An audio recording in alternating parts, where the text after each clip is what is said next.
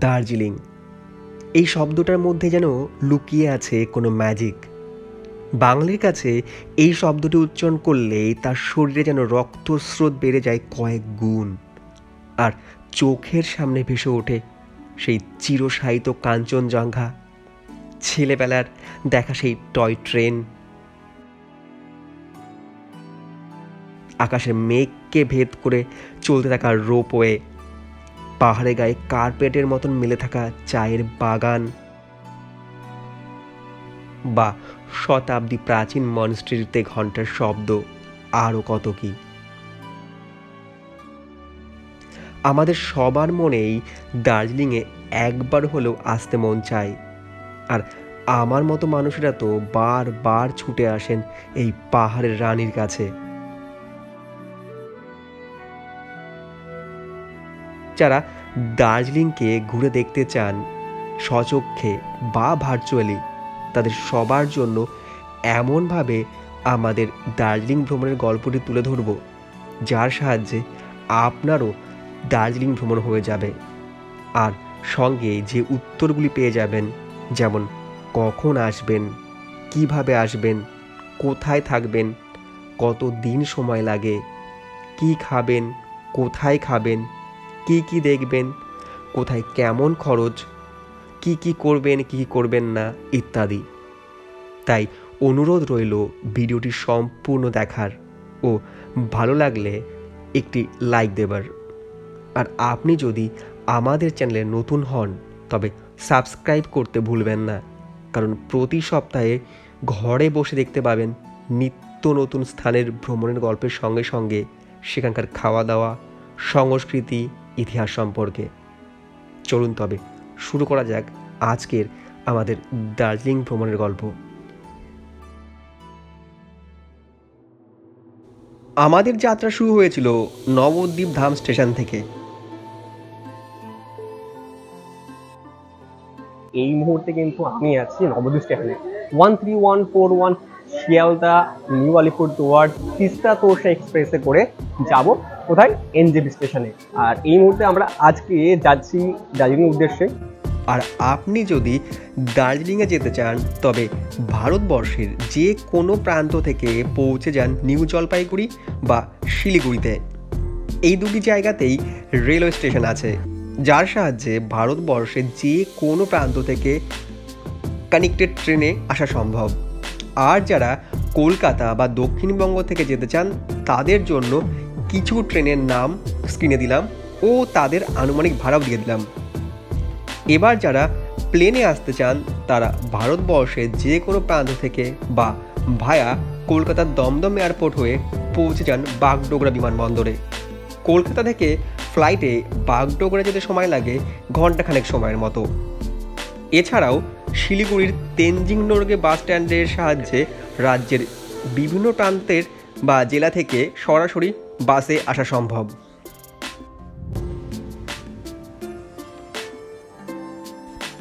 এবার নিউ জলপাইগুড়ি বা শিলিগুড়ি থেকে তিনভাবে দার্জিলিং পৌঁছাতে পারেন: 1 রিজার্ভ গাড়ি করে, 2 শেয়ার গাড়ি করে, 3 বাসে করে। আমাদের এই ট্রিপেও আমরা দার্জিলিংয়ে শিলিগুড়ি থেকে বাসে করে গিয়েছিলাম। মাত্র 105 টাকাতে আপনি ঘন্টা 3 থেকে 3.5-এর মধ্যে পৌঁছে যাবেন কিন্তু দার্জিলিং। তো ভিডিওটি কিন্তু ইনফরমেটিভ ভিডিও হতে চলেছে, তাই ভিডিওটি স্কিপ করবেন না। আর যারা এখনো পর্যন্ত ভিডিওটা লাইক করেননি তারা কিন্তু অবশ্যই লাইক করুন, কারণ একের পর এক আমার এই টোটাল জার্নির ভিডিওটা আপনাদের দেখাবো, তার সঙ্গে আপনারা অনেক তথ্য পেতে চলেছেন। শিলিগুড়ি থেকে দার্জিলিং যাবার দুটি রাস্তা আছে, একটি ভায়া কার্শিয়াং সোনাডা ও আরেকটি ভায়া মিরিক হয়ে। তবে মিরিক হয়ে যেতে গেলে সরাসরি শেয়ার ট্যাক্সি পাবেন না, সেক্ষেত্রে আপনাকে মিরিক পর্যন্ত শেয়ারে গিয়ে তারপর আবার মিরিক থেকে দার্জিলিং শেয়ার যেতে হবে। এই পথের দূরত্ব প্রায় 95 কিলোমিটার। সরাসরি গেলে সময় লাগে 3.5 থেকে 4 ঘন্টা মতো। আর এই পথে বেশ কিছু সাইট সিইং পয়েন্ট রয়েছে এবং সেগুলি কভার করে যেতে সময় আরও বেশি লাগবে। রিজার্ভ করে গেলে সাইট সিইং করতে করতে যাওয়াই ভালো। এক্ষেত্রে এই পথে রিজার্ভ গাড়ি মোটামুটি ভাড়া লাগে ছোটো গাড়ি থেকে 2.5 থেকে 3 হাজার টাকা ও বড় গাড়ির ক্ষেত্রে 3 থেকে 4,000 টাকা। আর যারা ভায়া কার্শিয়াং হয়ে যেতে চান সেক্ষেত্রে দূরত্ব অনেকটাই কম।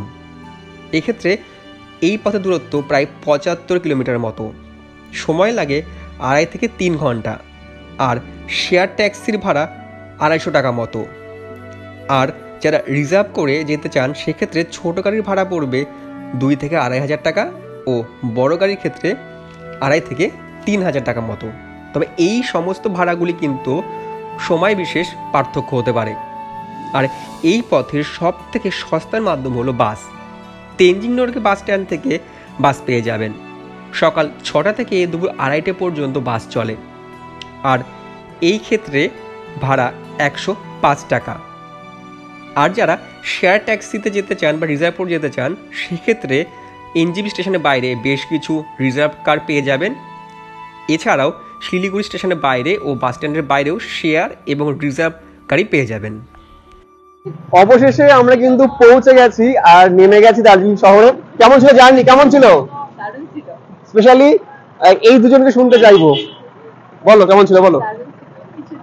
তোমার অল ওকে, মোটে ওকে নয়, এদেরকে আমলকি খাইয়ে খাইয়ে নিয়ে এসছি। হ্যাঁ আর ঠিক সকাল 9টার সময় আমরা নেমেছি কিন্তু দার্জিলিং এ, একদম এক্সাক্ট মানে 3 ঘন্টা লাগলো দার্জিলিং আসতে বাসে করে।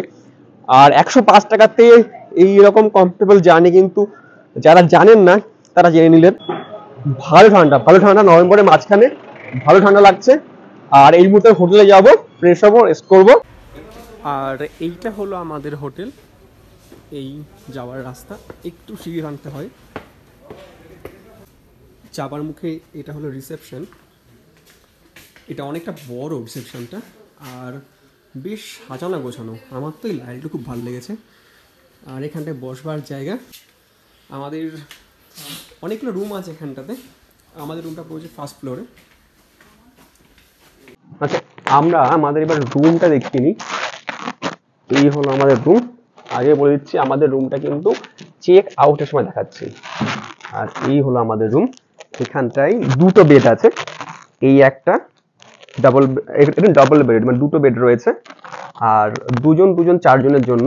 আর রয়েছে এখানটায় দুটো, একটা, দুটো, তিনটে জানালা এবং 3টেই ভিউ, মানে ভিউ যুক্ত জানালা দেখাচ্ছি। আর এইগুলো আমরা একটু ইউজ করেছি যার জন্য এই অবস্থা। এখানটায় দুটো টেবিল রয়েছে, এখানে একটা, এখানে একটা, এখানে দুটো ল্যাম্প রয়েছে, এখানেও দুটো ল্যাম্প রয়েছে। দুটো চেয়ার রয়েছে বসবার জন্য, এখানে একটা, এখানে একটা, আরো ওখানে একটা দেওয়া হয়েছে। আর টিভি আছে, এখানটায় একটা ওয়ার্ড্রপ আছে, এখানে আপনারা চাইলে আপনাদের জিনিসপত্র রাখতে পারেন। এখানে যেমন এনাদের কম্বল টম্বল এসব রাখা আছে।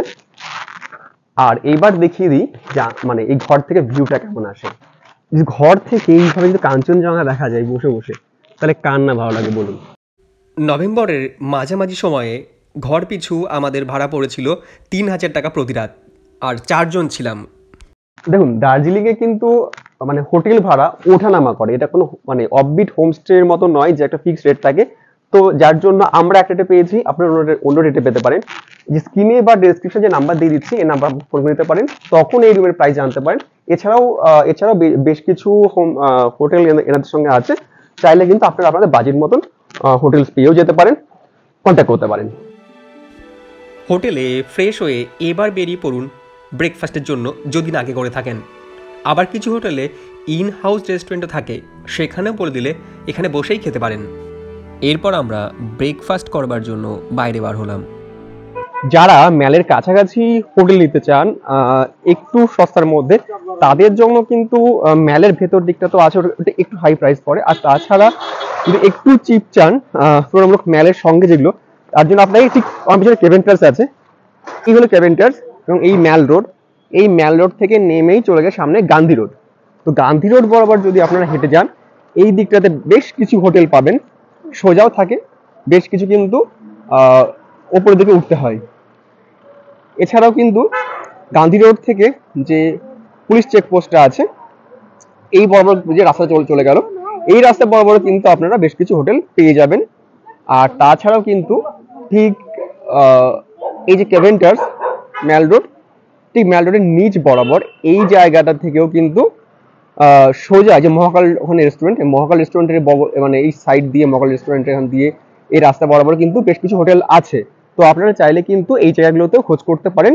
মোটামুটি এই জায়গাগুলোতে কিন্তু হোটেল পাওয়া যায় একটু মানে ম্যালের গায়ের সঙ্গে থেকে একটু কম আর কি। আর ডিসক্রিপশনে দেওয়া এবং স্ক্রিনে দেওয়া নাম্বার আপনি কন্ট্যাক্ট করতেও পারেন।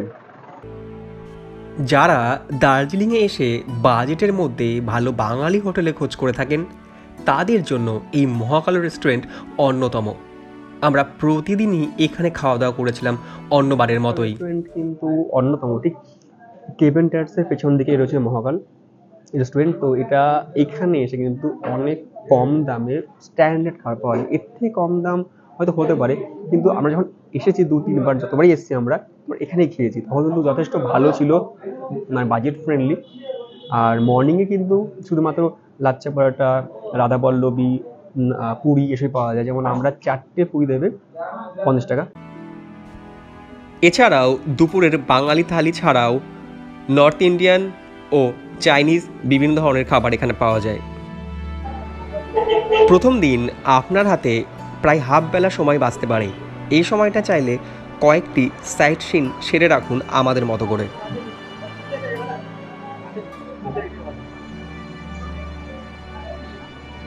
আচ্ছা, অনেকেই জানতে চাই যে দার্জিলিং এ এসে কোথা থেকে গাড়ি ভাড়া করবেন। তো বলে রাখি, ওই দেখতে পাচ্ছেন ওটা হচ্ছে কেভেন্টার্স। এখানে গাড়ির জন্য ঠিক দেখা যাচ্ছে না, যে যেখানটা একটা দিচ্ছে ঠিক তার পাশে কেভেন্টার্স আছে। যে কেভেন্টার্স এর অপোজিটেই যে রাস্তাটা, এই রাস্তা দেখুন গাড়ি পুরো সারি সারি রয়েছে। তো এই যে সারি দেওয়া যে রাস্তাটা, এর দেখুন যে গাড়ি রয়েছে পুরো এইখানটা, এসে কিন্তু আপনারা আপনাদের মতন করে দরদাম করে গাড়ি বুক করতেই পারেন। এছাড়াও নিচে দার্জিলিং বাস স্ট্যান্ড থেকেও কিন্তু গাড়ি রিজার্ভ করতে পারেন। আর বাস স্ট্যান্ডের এখানে কিন্তু এসে আপনারা গাড়িও ভাড়া করতে পারেন সাইট সিনের জন্য। এই হলো সেই জায়গাটি। এবার প্রশ্ন আসতে পারে, দার্জিলিং ঘুরতে মোট কতদিন সময় লাগবে? দার্জিলিংয়ে 3 স্পট, 7 স্পট বা 10 স্পট এইভাবে সাইট সিন করানো হয়, অথবা আপনারা চাইলে আপনাদের পছন্দ মতো স্পটও ঘুরতে পারেন। স্ক্রিনে 3 স্পট, 7 স্পট ও 10 স্পটের লিস্ট দেওয়া থাকলো। এক্ষেত্রে 3 স্পট ঘুরতে খুব জোর সময় লাগবে ভোর 4টে থেকে সকাল 10টা, আর 7 স্পট ঘুরতে খুব জোর 4 থেকে 6 ঘন্টা সময় লাগবে, আর 10 স্পট ঘুরতে ভোর 4টে থেকে প্রায় সারাদিন সময় লেগে যাবে। এবার আপনাদের শারীরিক ক্ষমতা ও বাজেটের উপর নির্ভর করছে আপনি একদিন না 2 দিনে সাইট সিন কমপ্লিট করবেন। বেশিরভাগ ক্ষেত্রে সবাই 2 দিনে আরাম করে সাইট সিন করেন। কে কোথা থেকে ভিডিওটি দেখছেন এবং কেমন লাগছে তা কিন্তু কমেন্টে জানাতে ভুলবেন না, তবে আমি বুঝতে পারবো আমার এই উপস্থাপনাটি কোথায় কোথায় পৌঁছে গেছে। আমরা 2 দিনেই মিক্সড পয়েন্ট ঘুরেছিলাম। এখন যে কটি স্পট দেখাবো সেক্ষেত্রে আমাদের 8 সিটার সুমো গাড়িতে ভাড়া পড়েছিল 2200 টাকা। আমাদের প্রথম গন্তব্যস্থল ছিল দার্জিলিং জু। বলে রাখি, এইখানে হিমালয়ান মাউন্টেনিং ইনস্টিটিউটে এলে কিন্তু দুটো বিষয় পাবেন, মানে দুটো সাইট সিন পাবেন। সেটা হচ্ছে যে এক, পদ্মারাজা নাইডু হিমালয়ান জুওলজিক্যাল পার্ক, আর হিমালয়ান মাউন্টেনিং ইনস্টিটিউট। দার্জিলিং চিড়িয়াখানায় এসে যে পশু পাখিগুলো দেখতে পাবেন তার মধ্যে অন্যতম red panda, snow leopard, Bengal tiger, বিভিন্ন দুর্লভ প্রজাতির হরিণ, নানা রকম পাখি ইত্যাদি।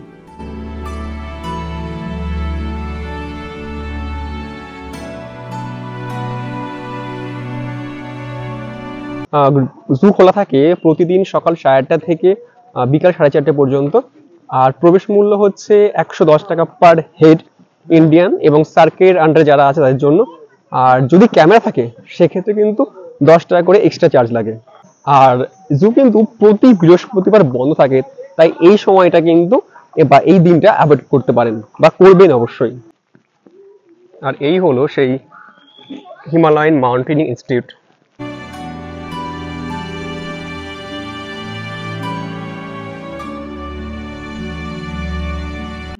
আচ্ছা, যদি আপনারা ইনডোর লক ক্লাইম্বিং করতে চান তাহলে আপনাদেরকে এখান থেকে টিকিট করতে হবে, আর সেই জন্য কিন্তু 210 টাকা পার হেড দিতে হবে। আর সঙ্গে ইনস্ট্রাক্টর থাকবেন যিনি আপনাকে গাইড করবেন। আর এটি কিন্তু জওহরলাল নেহেরু এটার ভিত্তি প্রস্তাবন করেছিলেন। প্রতিদিন কিন্তু এখানটায় মাউন্টেনিং অ্যান্ড অ্যাডভেঞ্চারের ফিল্ম শো হয়, যেটা কিনা 10টা 11টা 12টা 2টো 3টে 4টে 30 টাকা করে পার হেড।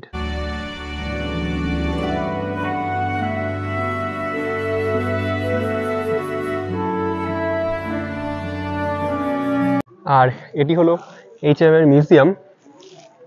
এই মুহূর্তে হাতে সময় কম, যার জন্য আর প্রবেশ করছি না। আপনারা চাইলে কিন্তু এখানে আসতে পারেন, প্রবেশ করতে পারেন।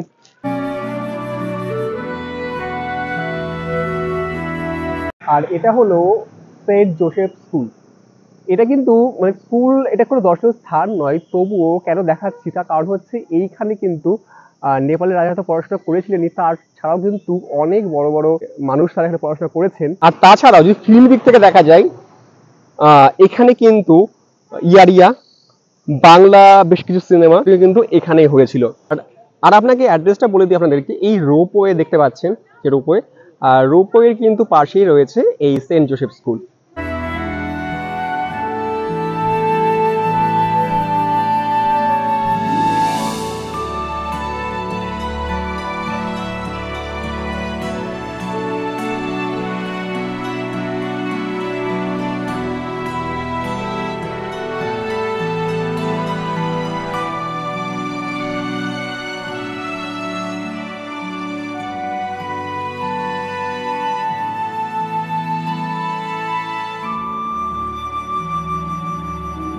আচ্ছা, জানি রাখি রোপওয়েতে কিন্তু সকাল 10:30 থেকে শুরু হয়, বিকেল 4টে পর্যন্ত। আর এখানে মাসের 19 তারিখে কিন্তু রোপওয়ে বন্ধ থাকে, সুতরাং এই দিনটা অ্যাভয়েড করুন। আর 220 টাকা করে পার হেড রোপওয়ে চড়বার জন্য। আর এই যে লাইনটা দেখছেন আজ কিন্তু বিশেষ কারণে ফাঁকা রয়েছে, কিন্তু আমি আপনাদের বলবো যদি রোপওয়েতে উঠতে হয় তাহলে কিন্তু হাতে বেশ কয়েক ঘন্টা সময় নিয়ে আসে, কারণ লাইন বেশ ভালোই পড়ে, মানে কিছু কিছু সময় মাঝে মাঝে যখন অফ সিজন তখন তো ফাঁকা থাকেই, কিন্তু এখন অন সিজন হয়েও কিন্তু আজকে এখানে ফাঁকা রয়েছে। এরপর এসে পৌঁছালাম তেনজিং রকে। এখানে পর্যটকদের জন্য রক ক্লাইম্বিংয়ের ব্যবস্থা রয়েছে 100 টাকা মাথাপিছুর বিনিময়ে। প্রথম এভারেস্টেই তেনজিং নোরগের নাম অনুসারে এই স্থানের নামকরণ করা হয়েছে। মাসের প্রতিদিনই এখানে খোলা থাকে।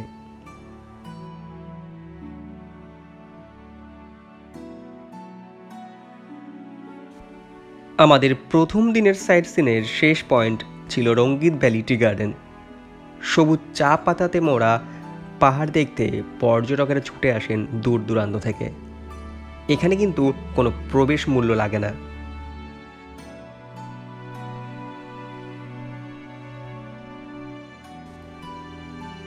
হোটেলে ফিরে এসে রেস্ট নিয়ে সন্ধ্যাতে চলে আসুন ম্যালে। এখানে ঘুরে ফিরে সময় কাটান, স্ট্রিট ফুড খান। চাইলে আপনার শপিংয়ের কিছুটা অংশ প্রথম দিনের সন্ধ্যাতে সেরে রাখতে পারেন। তবে বেশি রাত না করে সকাল সকাল হোটেলে পৌঁছে ঘুমিয়ে পড়ুন, কারণ পরদিন ভোর 4টের সময় রওনা দিতে হবে টাইগার হিলের উদ্দেশ্যে।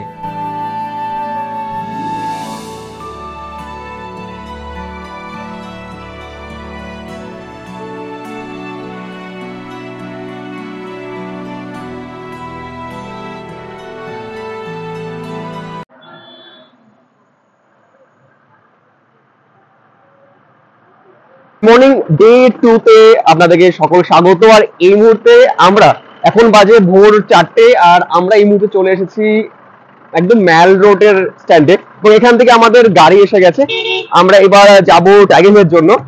তো যা বলে রাখি যে যারা এখানে মানে দার্জিলিং এ এসে মানে গাড়ি বুক করেননি অথচ টাইগার যেতে চান, হঠাৎ করে প্ল্যান হয়েছে, তাহলে এখানে চলে আসবেন বা নিচে স্ট্যান্ডে চলে যাবেন।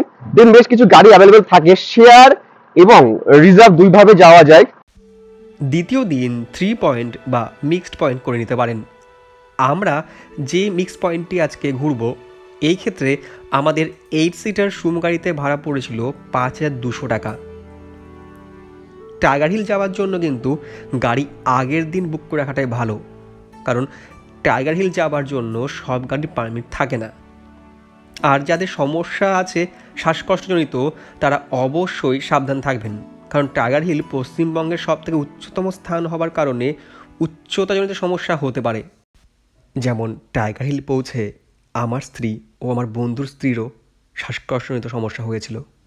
তারপর যখন পৌঁছালাম ততক্ষণে সূর্যোদয় প্রায় শুরু হয়ে গেছে।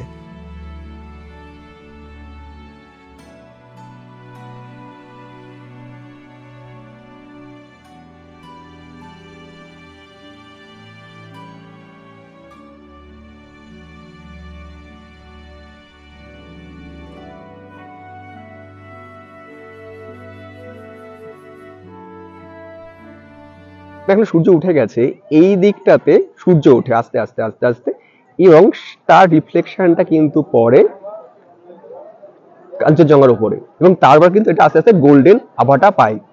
গরমকালে কিন্তু 5টা নাগাদ শুরু হয় সানরাইজ, এবং শীতকালে কিন্তু প্রায় 6টা নাগাদ। মাউন্ট এভারেস্টের অন্যতম শৃঙ্গ রেঞ্জ হচ্ছে কাঞ্চনজঙ্ঘা, এবং 8,556 ফুট যার উচ্চতা, এবং পৃথিবীর 3য় উচ্চতম শৃঙ্গ কিন্তু এই কাঞ্চনজঙ্ঘা। এছাড়াও যদি ওয়েদার ভালো থাকে সেক্ষেত্রে কিন্তু কাঞ্চনজঙ্ঘার পেছনে কিন্তু এভারেস্ট রেঞ্জও খানিকটা দেখা যায়, এবং কাঞ্চনজঙ্ঘার সঙ্গে সঙ্গে এই সময় অন্নপূর্ণা সহ বেশ কিছু রেঞ্জও কিন্তু এখান থেকে ভিজিবল। ভালো করে দেখুন, জাস্ট ভালো করে দেখুন, এইটা কিন্তু কাঞ্চনজঙ্ঘা, আর আপনাদের দেখা চলেছি এভারেস্টের শৃঙ্গ। এই বরাবর যে ভিজিবল দেখা যায় সাদা অংশটা, আমার ক্যামেরায় যেটি আসছে এটি কিন্তু এভারেস্টের শৃঙ্গ। আজ কিন্তু ওয়েদার তো ভালো আছে, সঙ্গে আমার লাক এতটা ভালো ভাবতে পারিনি যে এখান থেকে এভারেস্টের একটা শৃঙ্গ দেখতে পারবো।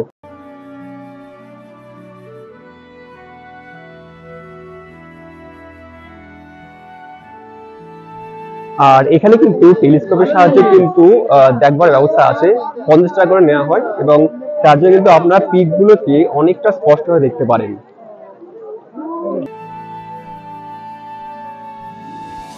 টাইগার হিল থেকে নেমেই এখানে একটি মন্দির দেখতে পাবেন, চাইলে একটু সময় কাটাতে পারেন।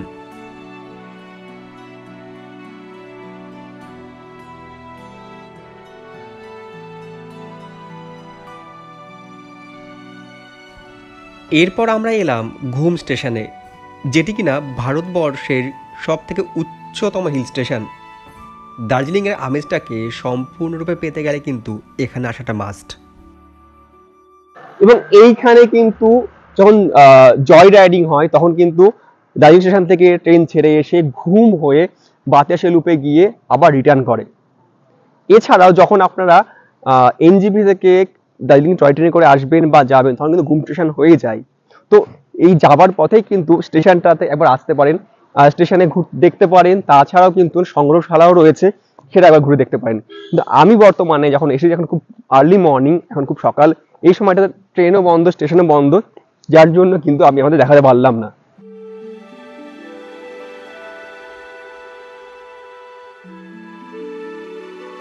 ঘুম স্টেশনের এক্সিবিশনের যে মিউজিয়াম, যার যে এক্সিবিশন আওয়ার, সেটা হচ্ছে মর্নিং এ সকাল 10টা থেকে দুপুর 1টা, এবং ইভিনিং এ দুপুর 4টে থেকে বিকাল 4টে পর্যন্ত।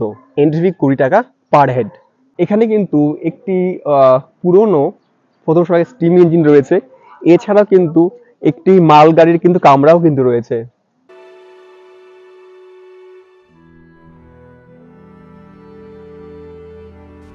এবার আমরা ঘুম মনেস্ট্রির পথে। আর আপনাকে অসংখ্য ধন্যবাদ যে এই 23 মিনিট পার করেও আমার ভিডিওটি দেখে চলেছেন। তাই আশা করি আমার এই উপস্থাপনাটি আপনার ভালো লাগছে। যদি আমি সঠিক হই তবে অবশ্যই একটি লাইক দিতে ভুলবেন না, কারণ তাতে আমি এমন কাজ করার অনুপ্রেরণা পাই। আর চ্যানেলটিকে যদি সাবস্ক্রাইব করে রাখেন তাহলে এমন ভ্রমণ সম্পর্কিত ভিডিও আমার চ্যানেলে নিয়মিত দেখতে পাবেন।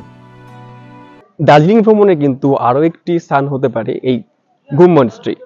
আর এই ঘুম মনেস্ট্রি কিন্তু প্রতিদিন সকাল 6টা থেকে বিকাল 5টা পর্যন্ত খোলা থাকে।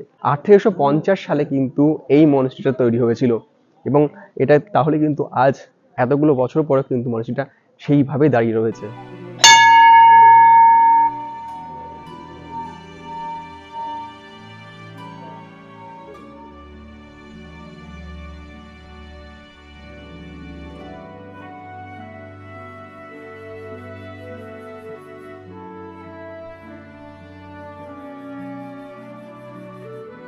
এরপর ব্রেকফাস্ট সেরে 50 টাকা মাথাপিছু টিকিট কেটে প্রবেশ করলাম বাতাসিয়া লুপে।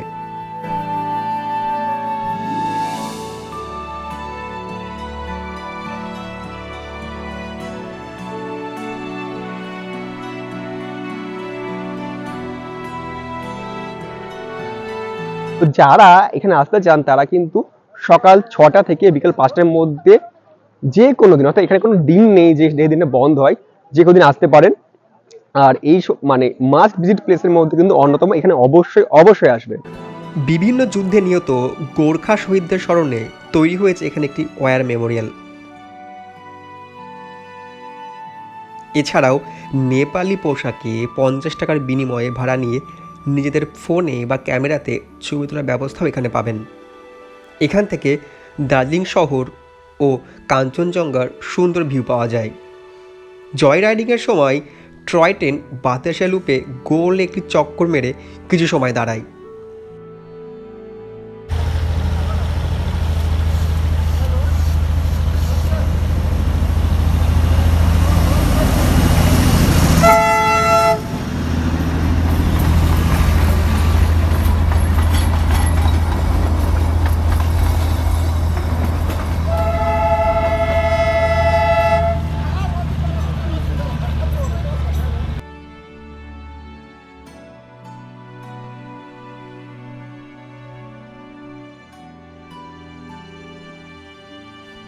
দার্জিলিং শহরের সব থেকে সুন্দর মনস্ট্রি হলো ডালি মনস্ট্রি, কিন্তু এদিন আর আমাদের ভেতরে প্রবেশ করা হয়নি।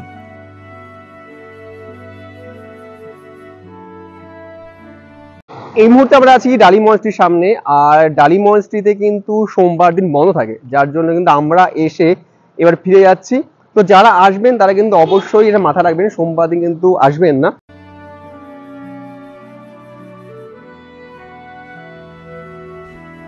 এরপর আমরা প্রবেশ করলাম হ্যাপি ভ্যালি টি গার্ডেনে। এখানে প্রবেশ করতে কোনো টাকা লাগে না, তবে গাইড সঙ্গে নিলে তার চার্জ লাগে।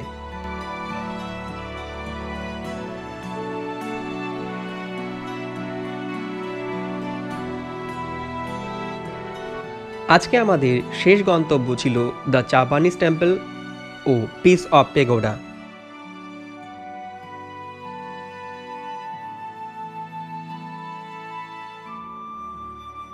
আর এই জাপানিজ টেম্পলটা কিন্তু 1972-তে ফুজি গুরুজি এটি স্থাপন করেন। অ্যাকচুয়ালি দ্বিতীয় বিশ্বযুদ্ধের পর হিরোশিমা যে ঘটনা, তারপর থেকে জাপান থেকে বেশ কিছু দেশেই, মানে এশিয়ার অনেক দেশেও কিন্তু এই ধরনের আপনি পিস অফ পেগোডা দেখতে পাবেন। আমাদের ভারতবর্ষে কিন্তু অনেকগুলো জায়গাতে এই ধরনের পিস অফ পেগোডা আছে। তো শান্তির বার্তা নিয়ে এই যে উদ্যোগ, সেটা কিন্তু অবশ্যই সাধুবাদ জানায়।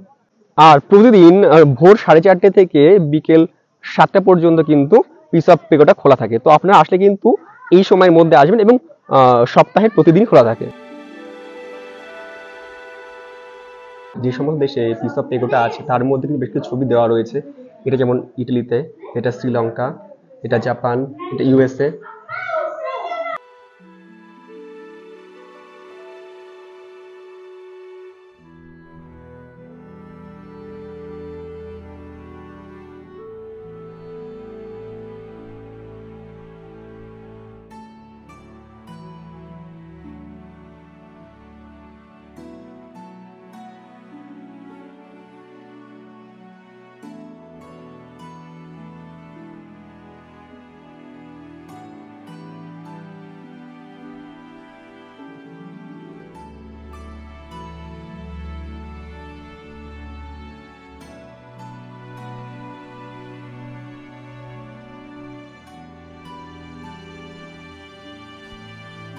হোটেলে ফিরে এসে ফ্রেশ হয়ে এবার দুপুরে লাঞ্চ সেরে নিন। আমরাও গিয়েছিলাম মহাকালে লাঞ্চ সারতে। আচ্ছা, আমরা সবাই মিলে এখানটায় 6 জন আমরা এখানটায় একটা ভেজ থালি, সরি স্পেশাল ভেজ থালি, যার দাম নিয়েছে 140 টাকা। সেখানে আছে একটা আলুর চোখা, ডাল, এটা মোস্টলি বাঁধাকপি আর কি আছে এখানে, হ্যাঁ, আর এখানে আছে একটা আলুর একটা সবজি আছে, এটা দই আছে, মিষ্টি আছে, আর এখানে পনিরের সব আর মটর তরকারি আছে, আর ভাত আছে। আর আমরা নিয়েছি একটা চিকেন থালি, যেখানে কিনা আলু সিদ্ধ, আলুর চোখা বা আলু সিদ্ধ যাই বলবেন, চিকেন, এখানে একটা মাছের কাটা দিয়ে একটা বলে কিছু একটা আছে, মনে হয় এটা ছ্যাঁচড়া মতন কিছু একটা আছে, ডাল, আর এটা হচ্ছে বেগুনি, আর এখানে দই আছে, মিষ্টিটা এখানটায় নেই। এবার যারা রেস্ট নিতে চাইছেন নিতে পারেন, নয়তোবা দুপুরের সময়টা জয় রাইড করতে চলে আসুন দার্জিলিং স্টেশনে। দার্জিলিং স্টেশন থেকে ঘুম স্টেশন, আবার ঘুম থেকে দার্জিলিং, এই 16 কিমি এই পথ যাওয়া আসাই হলো জয় রাইড। এক্ষেত্রে সময় লাগে 2 ঘন্টা মতো। ডিজেল ইঞ্জিনে জয় রাইডের জন্য টিকিট মূল্য 1000 টাকা এবং স্টিম ইঞ্জিনে 1500 টাকা। আইআরসিটিসির ওয়েবসাইটে অনলাইনে বা দার্জিলিং স্টেশনে এসেও টিকিট করতে পারেন। তবে এই জয় রাইডের চাহিদা সারা বছরই বেশি থাকে, তাই প্ল্যান করার সময় টিকিট করে নেওয়া ভালো। সকাল 9:35 থেকে বিকেল 3:35-এর মধ্যে জয় রাইড হয়। এর টাইম টেবিল স্ক্রিনে দেওয়া থাকলো।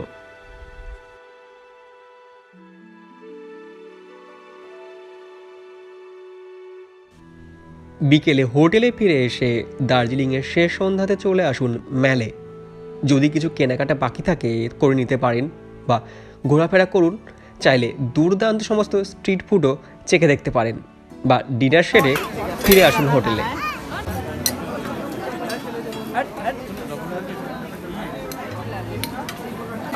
আচ্ছা, আমি পার্সোনালি রেকমেন্ড করছি এই দাদাকে। দেখবেন যে হোপের ঠিক অপোজিটে বসে এই দাদা। বিশ্বাস করুন, এখানে প্রত্যেকটা আইটেম, আমরা চাউমিন, ভেজ, এগ, ইভেন চিকেনের আইটেম সব খেয়েছি, মোমো খেয়েছি, ভেজ, চিকেন সব খেয়েছি। মানে এই দাদার এটা রিজনেবল প্রাইসে এত সুন্দর টেস্ট, দারুণ দারুণ। আমি পার্সোনালি রেকমেন্ড করছি, আপনারা এলে কিন্তু এখানে অবশ্যই অবশ্যই ট্রাই করবেন।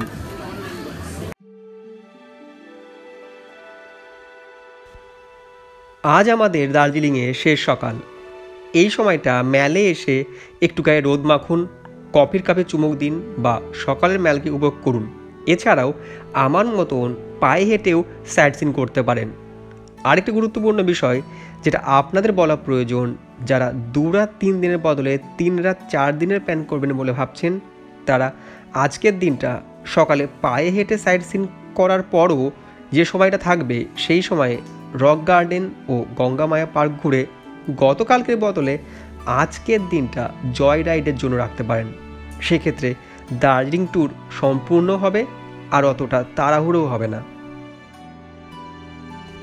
চলুন এবার দেখা যাক পায়ে হেঁটে আপনি কতটা সাইট সিন করতে পারেন।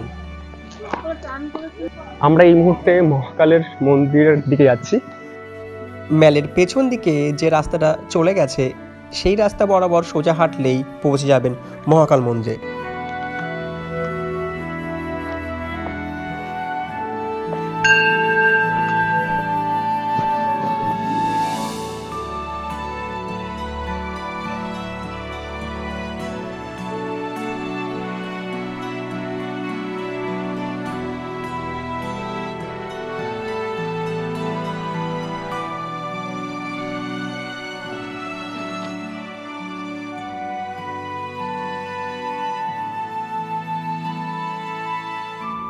মহাকালের মন্দির ভেতরে এখন পুজো চলছে।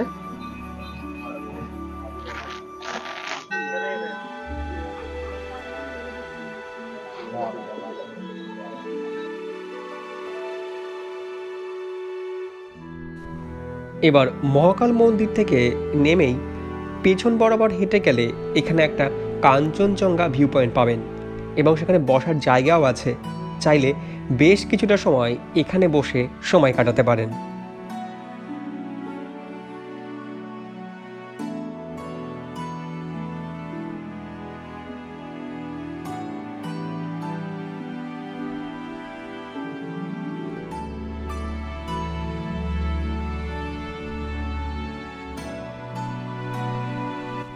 ঘোরাফেরা শেষ হলে একটু খিদে পেয়ে যাবে, তাই ব্রেকফাস্ট সেরে হোটেলে গিয়ে রেডি হয়ে বেরিয়ে পড়ার সময় হয়ে যাবে।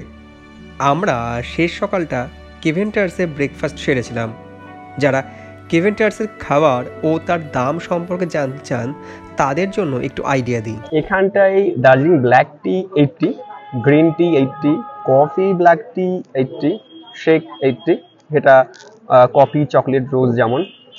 আর ধরুন ব্রেকফাস্টে toast with butter per piece 14, bread with butter 12, fried eggs 60। আর ধরুন vegetarian snacks vegetable burger 110, পিসপার 100, non veg shakes egg sandwich 4 piece 120, egg burger 100, এখানটায় কিন্তু আপনি স্যান্ডউইচ পেয়ে যাবেন, হটডগও আছে, সালামি বার্গার ধরনেরও আছে।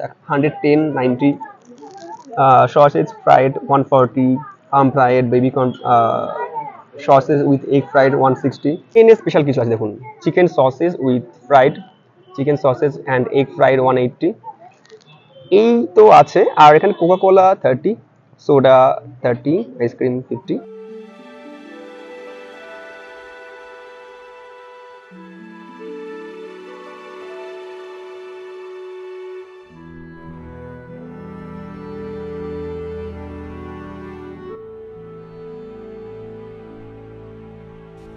আসুন সবার শেষে কতগুলি কমন প্রশ্নের উত্তর দিই, যেগুলি দার্জিলিং আসার আগে আমাদের মাথায় আসে।